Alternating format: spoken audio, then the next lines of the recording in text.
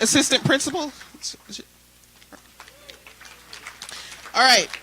We have Ricardo Perez, who's going to tell us, share with us a moving tribute about his favorite teacher, Mr. Earwood.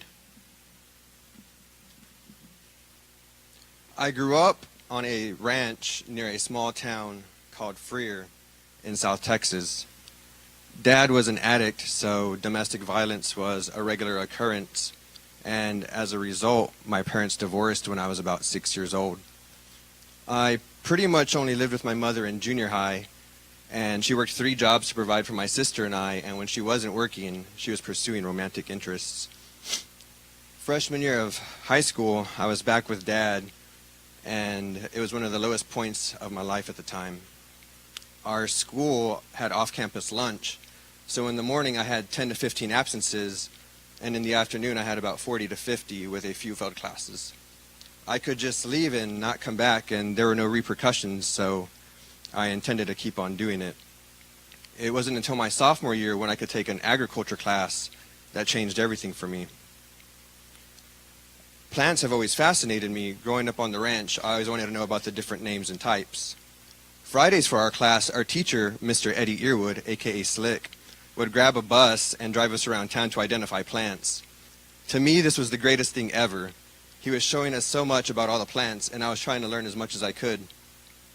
It wasn't long before he noticed my interest, and he told me about the plant identification competition. He said it was the hardest competition, as it required you to be able to identify hundreds of Texas range plants at any stage of growth, and their characteristics like annual, perennial, cool, warm, native, invasive, etc. It was so hard that the only 2 that wanted to do it were 2 seniors, one his son and the other one of his best friends. It's likely that they had been doing it most of their life, and they needed me to compete, as it takes 3, with 4 being preferred as they dropped the lowest score. And I wanted to compete, so I started to show up and pass my classes, and I remember being in awe of the seniors and how much they knew, and I was determined to be able to hang with them. So a lot of studying and a few competitions later, and we were headed to Texas Tech University in Lubbock for state competition.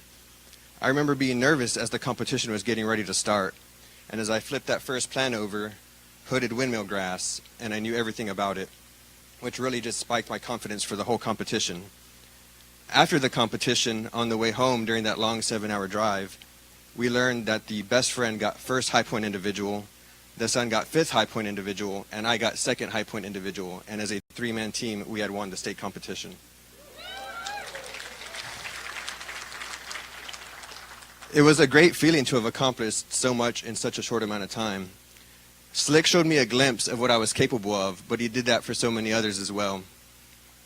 He and his family sacrificed a lot to be there for all of us, from teaching all day, practice for competitions after the classes, competitions themselves, trips, fairs, 4-H, the list goes on and on. He and his wife, who was also a teacher, impacted so many lives in that town of 2,500. There are many things that I want to do in my lifetime, and many things that I have accomplished that I would have never thought possible in high school, and without him showing me to myself, I would have never had a chance. Doing the right thing is rare these days, it seems, and Freer ISD has an opportunity to honor his legacy by naming the new agriculture building they're going to build after him. I can guarantee you that there will be a lot more people for it than against. It's also the right thing to do. This was taken at my college graduation dinner in May of 2016. Him and his wife being there was definitely one of the highlights of the day, and unfortunately I didn't get to spend too much time because that's a pretty hectic day, of course. But this is where it all got started. Green Sprangletop. It's perennial, warm, native, and a good decreaser, which just means animals like to eat it. It's significant because during one of our trips, I found it in a field and I identified it as green sprangletop. I asked Slick if he thought it was, and he told me no. But I was adamant that it was, so we asked the wildlife refuge guide, and he confirmed that it more than likely was. So he honored me with it as a gift at my graduation, and I appreciate the opportunity to honor him here tonight. So thank you all, and thank you, Seattle Times, for the opportunity.